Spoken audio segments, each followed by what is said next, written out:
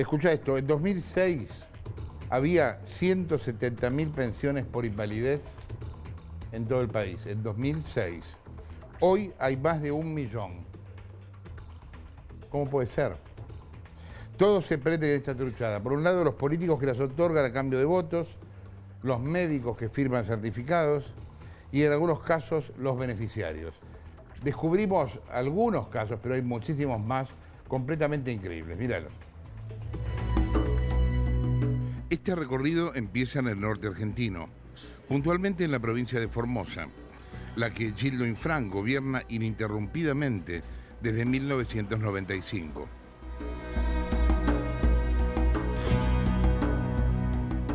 A lo largo de esos años, el índice de pensiones por invalidez fue creciendo exponencialmente. De hecho, si tomamos el periodo 2006-2015, el número de pensionados aumentó en un 800%. Si tomamos como referencia el año 2006, a nivel Formosa había 5.742 pensiones por invalidez. En toda la provincia. En toda la provincia. Hoy hay más de 43.000. Hubo una multiplicación de favores políticos y una relajación de los controles. Misión San Francisco Laishi es una localidad formoseña que se encuentra a 60 kilómetros de la capital provincial. Su población total es de 4.600 habitantes y según datos oficiales, el 18,3% de ellos tiene una pensión por invalidez. Estamos en Misión Laishi, provincia de Formosa, uno de los pueblos de esta provincia en donde se registran mayor cantidad de pensiones por invalidez y además en donde se están estudiando distintas incompatibilidades que tienen que ver con situaciones irregulares en donde el beneficiario ya recibe otra pensión del Estado o tiene un sostén familiar que le impide cobrar esa pensión o su patrimonio es mayor al esperado. Imagínate que esa familia, donde hay 1 o 2 o 3 pensiones por invalidez, quedan de rehén, porque la forma en que se obtuvo significa de que el puntero político te dice, más vale que me respondas, más vale que te portes bien, porque si no, te vamos a sacar la pensión.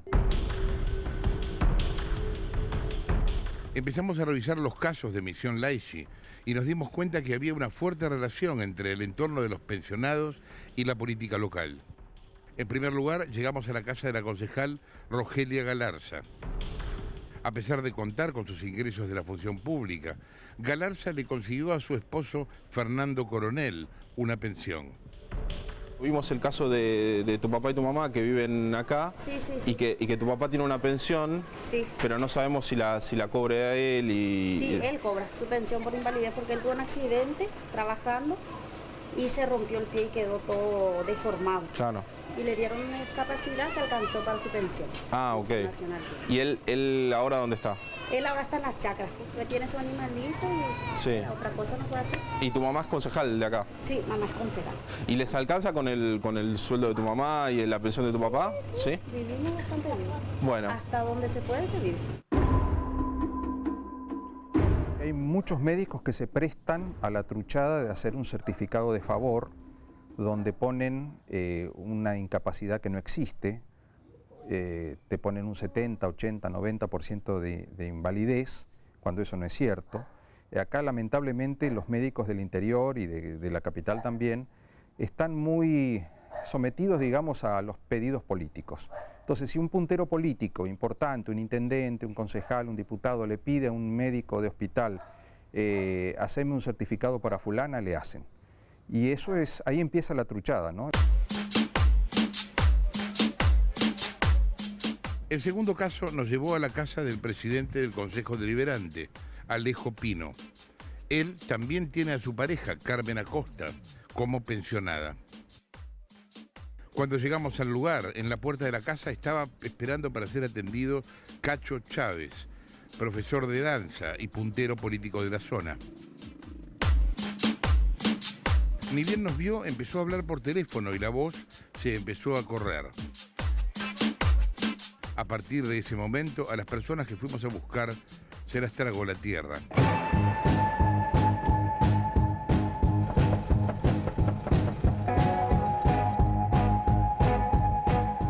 Firmino nunca salió de su casa y la misma suerte corrimos con el doctor Miguel Pujol, exdirector del Hospital de la Zona y responsable de firmar la mayoría de los certificados por invalidez del lugar.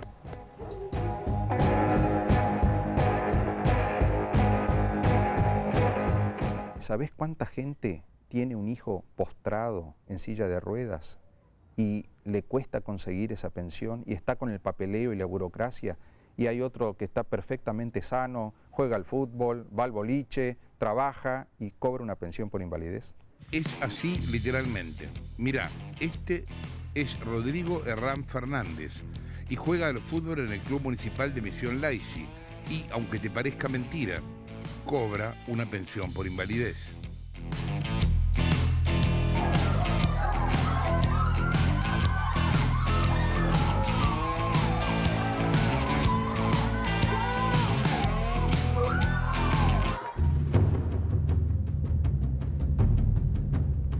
Estamos en la provincia de Chaco ahora, cruzando el impenetrable chaqueño, más o menos a unos 50 kilómetros de la ciudad de Castelli, yendo a Miraflores, un pueblo de 7.000 habitantes, en donde también se están investigando distintas irregularidades con pensiones por discapacidad.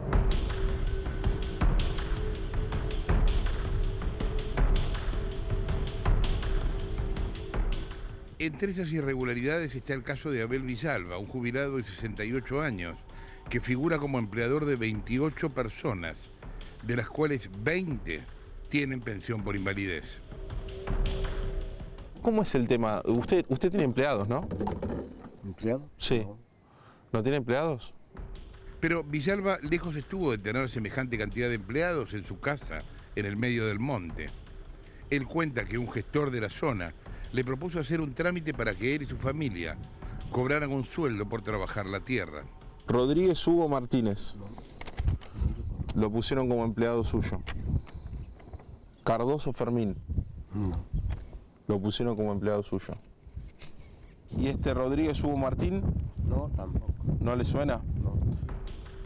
Lo que él nunca supo es que a su familia le sumaron 20 personas más. Lo pusieron a él como empleador y el supuesto salario, en realidad, no era otra cosa más que una pensión por invalidez disfrazada. A usted el gestor le dijo que iban a cobrar un salario. Claro, un salario. Como yo aportaba al gestor, porque él aportaba él si uno necesita, él aporta en el banco. ¿Le preocupa esto o no? Sí que no me preocupa porque no es así como están Los papeles. Claro. Toda esta maniobra tenía una finalidad política. Sí, cuando hay votación, sí, nos vienen a buscar, pero... ¿Les dan boleta antes de entrar a votar? Sí, eso sí. Hemos detectado que lo han usado políticamente y también comercialmente. Médicos que lo usaron como comercio, o sea, hay una falsificación de problemas de salud para dar las pensiones. Y el gobierno, por supuesto, políticamente porque asegura los votos, ¿no? Los deshonestos que se prestan para esto, usted decía que sacan también un rédito económico. ¿Cómo es Claro, eso? cobran. ¿Por el certificado? Cobran por el certificado. Aparte de lo que pasó con Villalba, en Miraflores hay otro antecedente. En 2013, un médico bioquímico del hospital local descubrió que se trucharon sellos y análisis de sangre en al menos 14 casos de certificados de discapacidad por el mal de Chagas. Yo certificaba como director del hospital, como un juez de paz que debería certificar la firma del colega que otorgaba la discapacidad.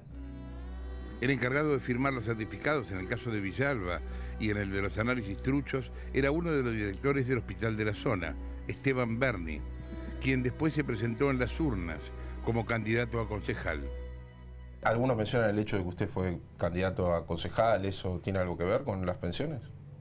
No, porque lo que ocurrió en Miraflores, porque yo renuncié a la dirección de Miraflores y vine y la candidatura fue acá en Juan José Castillo, no tiene ninguna relación no tuvo nada que ver con lo que usted. ocurrió en Miraflores, nada. ¿Sí? ¿Pone las manos en el fuego por todos los certificados otorgados y que usted firmó? No. Es peligroso, uno se puede quemar.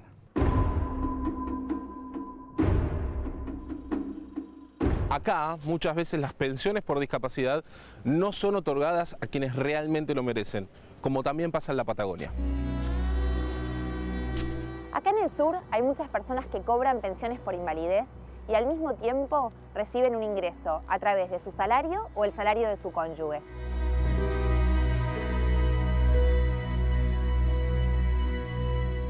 Estamos en la provincia de Chubut, rumbo a Radatili. Ahí vive Anaí Vanessa Valdivieso. Ella cobra una pensión por invalidez y su marido trabaja en una importante empresa petrolera.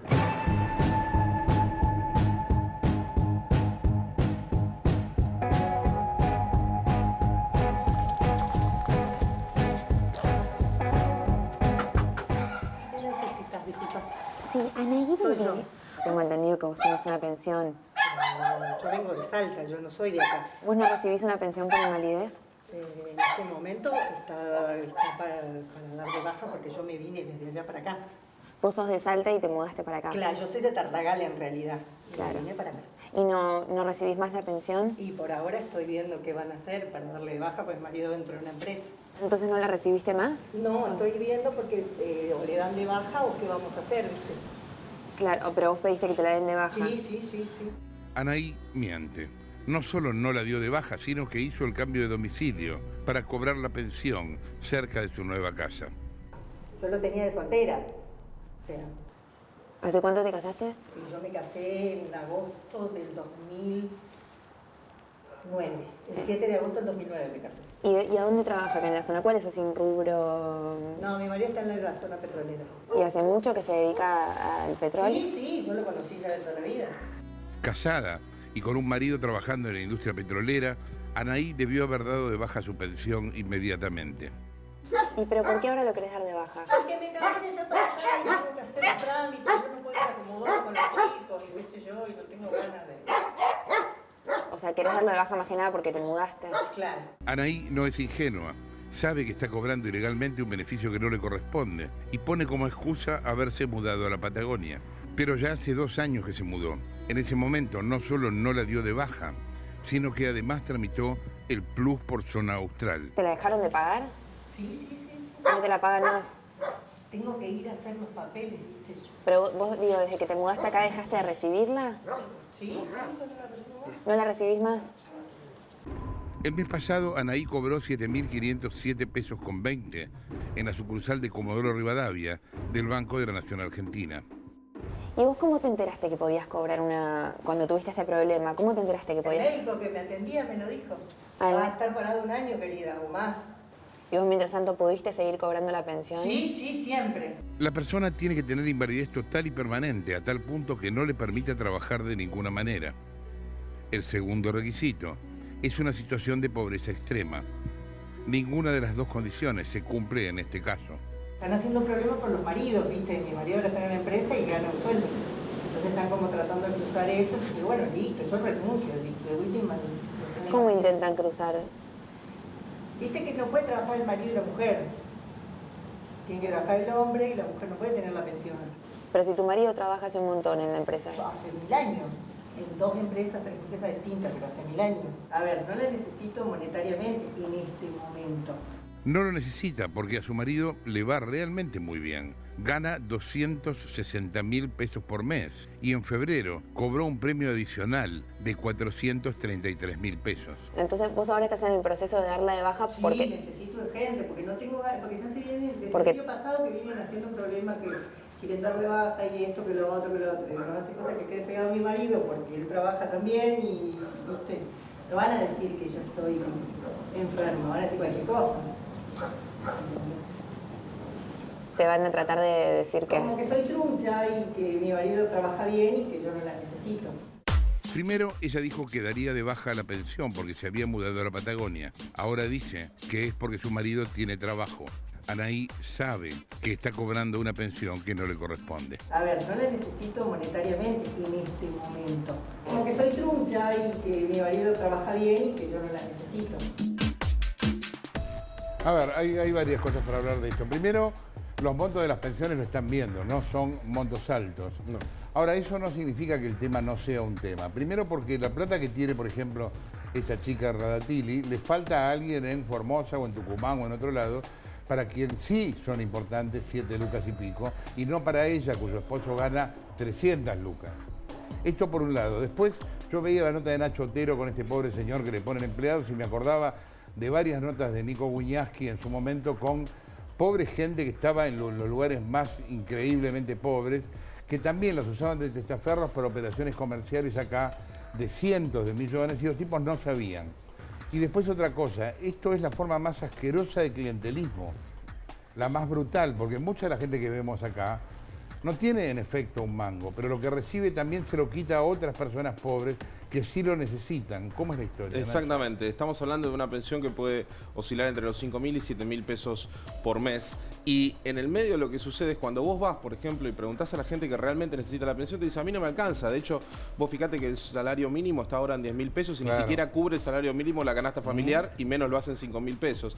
En el medio de todo esto, lo que algunos también te dicen es, nosotros estamos a favor que se realice una auditoría a los que tienen la pensión bien otorgada, porque así quizás tienen la ilusión de que nos aumenten a nosotros en función de la disponibilidad que haya de las que están mal otorgadas, ¿no? El Estado cree, el gobierno cree, en base a un estudio preliminar, que alrededor de un 30% de estas pensiones son truchas o entrarían en esa categoría. Se supone que están revisando cada una de ellas. A vos te tocó un caso curioso, Nieves. Sí, lo más indignante de mi caso, el caso de Anaí, que cobra una pensión que no le corresponde, es que hay muchas otras personas que sí cumplen con los requisitos y no logran cobrar sus pensiones, ya sea por cuestiones burocráticas o porque no hay fondos. Entonces me parece que es importante que se regularice la situación sin quitarle las pensiones a personas que se las merecen, pero tampoco regalándolas de esta manera. Tal cual. Otro de los temas de la Argentina trucha tiene que ver con los docentes. Hace poco te contábamos, ¿te acordás que habían desbaratado una banda que otorgaba certificados truchos para licencias docentes? Era perfecto, porque cobraba el gremio, cobraba el médico y el docente se iba de vacaciones en cualquier momento del año. Había complicidad entre los tres, médicos, sindicato y maestros. Hoy te vamos a mostrar otros curros y truchadas con las licencias, con el estatuto docente, con los auxiliares y con los consejos escolares. Mirá. En la provincia de Buenos Aires hay un docente cada 15 alumnos, un parámetro de países escandinavos. Sin embargo, el 25% de esos docentes o auxiliares no están al frente de un aula, están de licencia. Muchos por necesidad, pero muchos por avivada. Estoy trabajando, a los 3 meses no cobro el sueldo, empezamos a ver por qué en el sistema no cobré. Pero vos no habías pedido esa licencia. En ese momento no tuve ninguna licencia. ¿Y qué pasó cuando preguntaste si eso era un error o...? Es que nadie sabía decirme qué pasó y me venía todos los días a presentar de 8 a 2 de la tarde acá en el Consejo Escolar. ¿Dónde trabajabas? Donde trabajo ahora. Karina iba a trabajar mientras un ñoqui cobraba en su lugar. Su caso no es el único. La justicia investiga irregularidades de todo tipo con las licencias de maestros y auxiliares docentes. Había un montón, una gran cantidad de licencias médicas que no revestirían un carácter, digamos, de dolencia, sino que serían simplemente avaladas por certificados que no eran legítimos, o lo que se llama certificados truchos. Ustedes hicieron 11 allanamientos ahí. ¿Qué encontraron? Una gran cantidad de documentación, se secuestraron certificados que no eran certificados, eran formularios certificados que si bien estaban firmados y sellados, no tenían nada escrito. Certificados médicos que tenían el sello del médico, la firma del médico, pero estaban en blanco. Sí. ¿Esos talonarios estaban en clínicas, en consultorios médicos o dónde encontraron Los talonarios de los médicos estaban concretamente en una sede gremial, estaban en poder de una persona que lo tenían en la cartera en su mayoría. El Estado claramente estaba pagando, por un lado, le estaba pagando a una persona que debía trabajar y no trabajaba. Y por otro lado le estaba pagando a otra persona que trabajaba en el lugar de esa persona. O sea, estaba pagando 2 sueldos. La provincia de Buenos Aires destinó el año pasado 19.000 millones de pesos para pagar suplencias, muchas de ellas truchas. Mirá las confesiones de estos maestros y auxiliares que están incorporadas a expedientes judiciales. Necesitaba una licencia laboral. Me recomendaron concurrir con Olensuk. El doctor, a cambio de 500 pesos, me extendió un certificado médico de favor. No padezco ninguna enfermedad. Me dirigí al gremio de José C. Paz en busca de un psiquiatra. Al no encontrar el especialista, me ofrecieron una licencia por 30 días, por la que tuve que pagar 500 pesos. Olensuk, sin atenderme, desconociendo mi estado, me extendió un certificado médico indicándome sertralina de 50 miligramos, a cambio de un bono más 165 pesos. Además de mafias, hay avivadas. Mirá esta docente que el 18 de junio presentó una licencia por enfermedad con fecha del 25 de junio. O sea, sabía una semana antes que se iba a enfermar. Cuando las autoridades le hicieron notar el error en la orden, mandó esta otra con la fecha corregida, pero cambió el diagnóstico. Gastroenterocolitis en lugar de congestión bronquial. El estatuto es tan permisivo que habilita a que un docente con 74 años de edad en condición de jubilarse nunca lo haga y en cambio tome una licencia tras otra.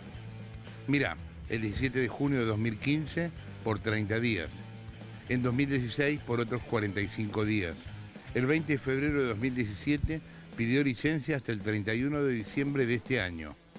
Mientras tanto, el maestro que lo reemplaza nunca llega a ser titular. Vos tenés un estatuto que es una más de las cosas que bajan de arriba. Y que la verdad que prevé cuestiones generales, pero hay cuestiones particulares que se dan en una escuela que no las prevé. No está pensado en términos de la decisión o la necesidad del director, la necesidad de los chicos.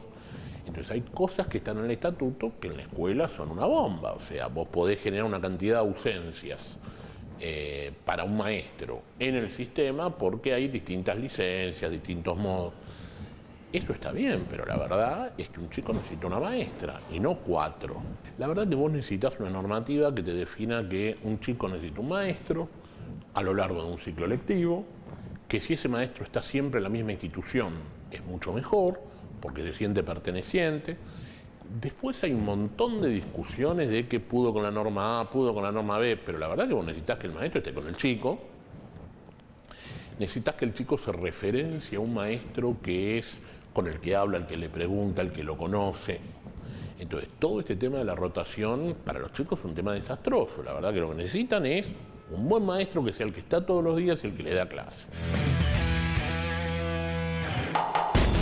A ver, hay varias cosas para hablar del estatuto docente. Cecilia Buffet estuvo elaborando el tema. Una aclaración al comienzo. Cualquier estatuto es siempre el fruto de conquistas gremiales. Esas conquistas en general son válidas y está muy bien que sucedan. Son lugares a donde se pelea por determinados derechos que se van ganando. Estos derechos se desvirtúan cuando quienes los usan mal. Este es el problema. No estamos planteando en muchos casos estos derechos, estamos planteando que los que tendrían que defenderlos usándolos bien, los usan mal. Y entonces son ellos mismos los que los bastardean. Un maestro que encadena licencias y no va nunca, los está usando mal, no los necesita. Está bastardeando sus propios derechos, los que él mismo consiguió. En ese contexto yo quiero que se lea un poco esto que vamos a hablar con Cecilia. Tenemos un montón de placas, ¿no? Comparando el estatuto con... Claro, comparamos el estatuto con la ley de contrato de trabajo como para tener alguna referencia de cuántos son estas licencias, si son muchas o son pocas estas licencias. La primera, claro, la primera, por ejemplo, es la licencia por enfermedad. Un docente se puede tomar hasta 120 días y además tomar licencias extraordinarias que se pueden extender hasta 3 años. Hasta 120 días, de los cuales son 25 con goce, 35 con 50%. Con 50% del sueldo, 60 días más sin goce de sueldo. Pero en cualquiera de esos casos, si la enfermedad es una enfermedad grave, si hay una cuestión quirúrgica, si hay una enfermedad crónica, se puede terminar extendiendo a una licencia con goce de sueldo de hasta 3 años. Una licencia con goce de sueldo de hasta 3 años. Sí. Comparamos esto con la ley de contrato de trabajo, esto no existe. No, es como máximo 1 año con goce de sueldo. Estamos hablando siempre de enfermedades que no tienen que ver con el trabajo, porque en ese caso estarían cubiertas por la RT. Exámenes médicos preventivos, un docente se puede tomar 2 días Una persona común, no. Nada, sí, exacto. Fertilidad asistida, un docente se toma de 9 a 15 días, una persona común, nada. Examen médico prematrimonial, un docente se toma 2 días, una persona común, nada. Matrimonio, te toma 12 días un docente, el resto 10 días tienen de licencia. Veamos la placa 2, que habla de maternidad. En el caso de maternidad, los docentes pueden tomarse hasta 4 meses y medio y una persona normal 3 meses. Claro. En el caso de adopción es igual, 90 días. Nacimiento de un hijo, un docente 5 días, una persona común 2. Atención de familiar enfermo, pueden tomarse 20 días. Claro. Una persona normal, nada. En esto, en el revoleo de formularios que estuvimos viendo, hubo una persona que puso que el perro estaba enfermo. Sí. O docentes que... y le dieron la licencia. Claro. O el padre y la madre de un chico son docentes, solamente uno podría tomar la licencia. Y lo toman los dos. Y la toman los dos. Donación de sangre, bueno, esto es igual con las personas comunes. Es un día. Razones de profilaxis son, lo determina la Junta Médica. ¿Qué es eso? Si una docente está embarazada y hay un niño con sarampión en clase, claramente tiene que faltar por su riesgo. Eso es una licencia que no está disponible para la ley de contrato de trabajo, ¿no? Por unidad familiar hasta 3 años sin goce de sueldo. Claro, mira lo que es esta licencia. Es si tu pareja, por ejemplo, la trasladan a otra ciudad, a otro país y demás, por más que sea, no sé, el CEO de una compañía petrolera, como en otro caso, bueno, vos podés mantener tu puesto de docente durante 3 años. El no problema vas a es que cobrar. mantener el puesto docente significa mantener ¿cuántos cargos?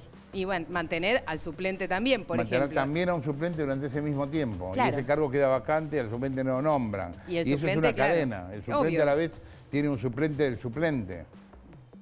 Y así.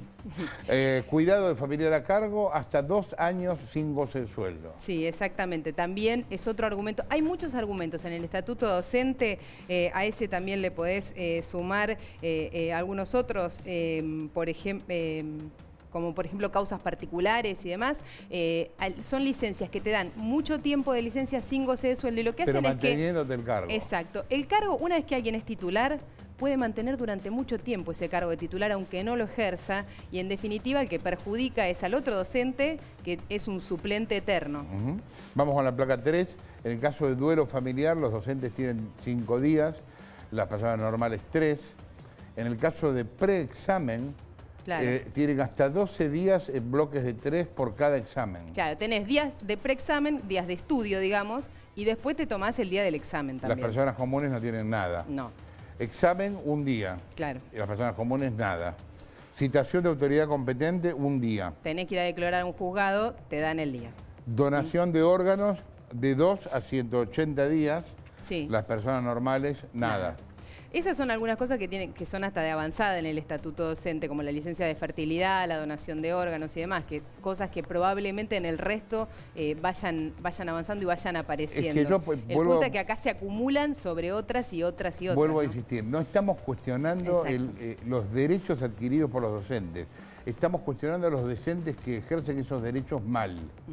Con lo cual terminan desvirtuando el sentido de los propios derechos que consiguieron. Esta es la historia. Por causa particular, de 6 meses a 2 años sin goce de sueldo. Sí. Y en el caso normal, de la gente normal, sin goce de sueldo y el empleador decide si lo da o no lo da.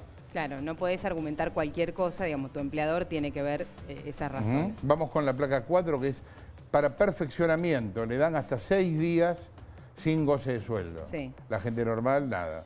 Curso, todo lo que dure el curso. Que vos te tomás un curso de 2 años de literatura medieval y te dan 2 años.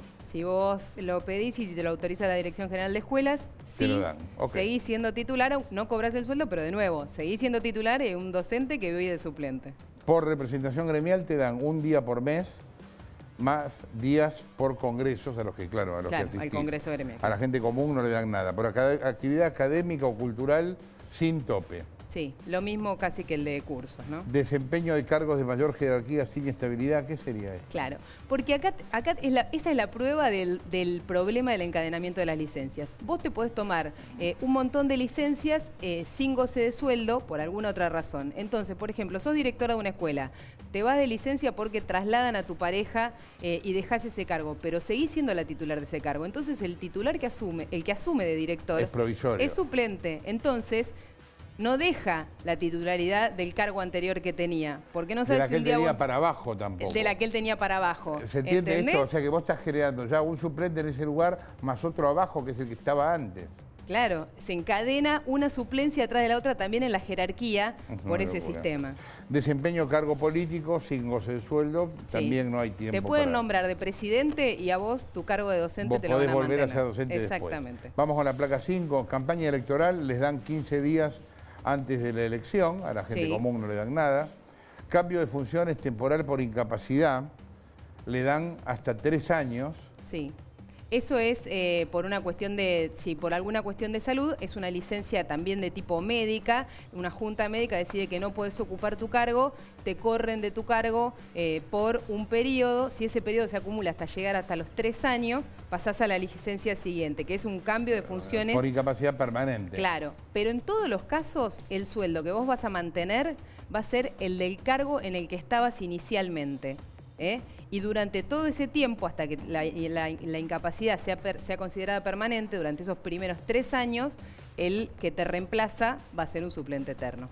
Bien, ¿y qué pasa con vacaciones? Se toman 30 días hasta los 20 años de antigüedad. Sí. La gente normal se toma 14 hasta 5 años de antigüedad. Son interrumpibles por enfermedad de largo tratamiento, crónica, nacimiento, duelo. La gente común se toma 21 días hasta 10 años, 28 hasta 20 y 35 hasta 20.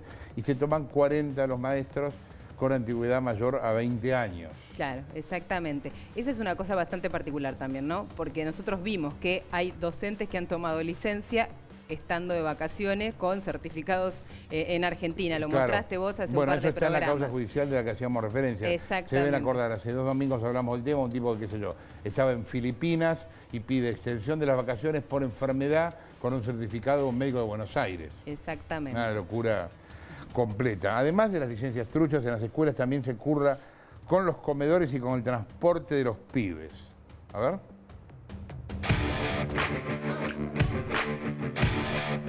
Estamos en Moreno, donde está intervenido el Consejo Escolar y vamos a hablar con Sebastián Nasif, que es el interventor. ¿Sabes lo que descubrieron acá en el Consejo Escolar? Que se sobrefacturaban los comedores alimentarios. Sí, lo que entendés, estaban sobrefacturando la comida, pero a los chicos no les llegaba. Lo que encontramos acá era, bueno, mayor cantidad de remitos por semana, lo que hacían a un número más alto para todo el mes. Se estaba brindando el comedor para los chicos, 135 chicos aproximadamente, pero los remitos no decían eso. La plata que se facturaba era como para darle comer a cuántos chicos. Y fácilmente a 500 chicos. O sea, esta empresa tuvo una metodología que la fue repitiendo en otros establecimientos. Ahí visitamos alrededor de 15 escuelas nosotros donde encontramos distintas anomalías. Todo eso hizo a una presentación que realizó el abogado que tiene la Dirección General de Escuelas colaborando en la vocación. Y la primera diferencia importante que encontramos es junio-julio. Sí. Julio hay vacaciones y se pagó casi lo mismo. Bueno, revisamos julio y vemos que hay remitos que tenían cambiada la fecha con liquid paper. Luego encontramos un colegio que tenía 535 alumnos por día. En realidad, el cupo que le habían dado a la directora era para 100 alumnos y ella orgullosamente le daba de comer a 135.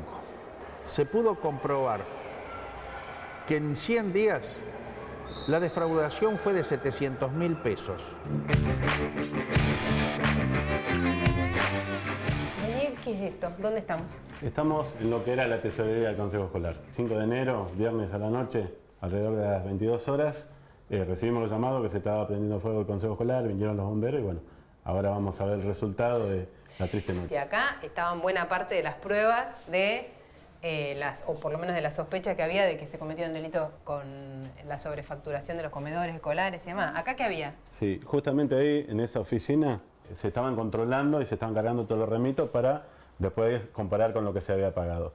Auditar. O casualidad, exactamente. Toda la auditoría que estamos haciendo, acá había 5 computadoras, la gente que ingresó sabía lo que venía, ingresó a otras áreas, a otras oficinas y robaron solamente los CPU, los depositaron todo acá y le prendieron fuego. 9 Pusieron CPU quemados. todas las computadoras del consejo acá y las le prendieron fuego. En Mar del Plata el Consejo Escolar también está intervenido. Pagaban el transporte para 1.300 chicos, pero ponían micros para menos de 700. Obviamente alguien se quedaba con la diferencia, mientras los chicos viajaban como ganado. El contrato dice tienen que llegar 4 micros al establecimiento educativo con tanta cantidad de chicos y de 4 llegaban 2 o de 2 micros pequeños llegaba 1 grande, es decir, ese tipo de irregularidades que tenían un impacto en la transportación de los alumnos. ¿Tus hijos, por ejemplo, no tenían el viaje asegurado a la escuela? No, de ninguna manera. Los chicos tenían que ir viendo los días que le tocaba. Era una suerte que pudieran los chicos poder llegar a la escuela, era sacarse la lotería. ¿Cómo era la vuelta? Y a la vuelta, en un colectivo, una semana que estuvieron cargando casi 200 chicos en un solo colectivo. Vos imagínate que en un asiento a veces de 2 se tenían que sentar 3 o 4 para que pueda entrar el resto.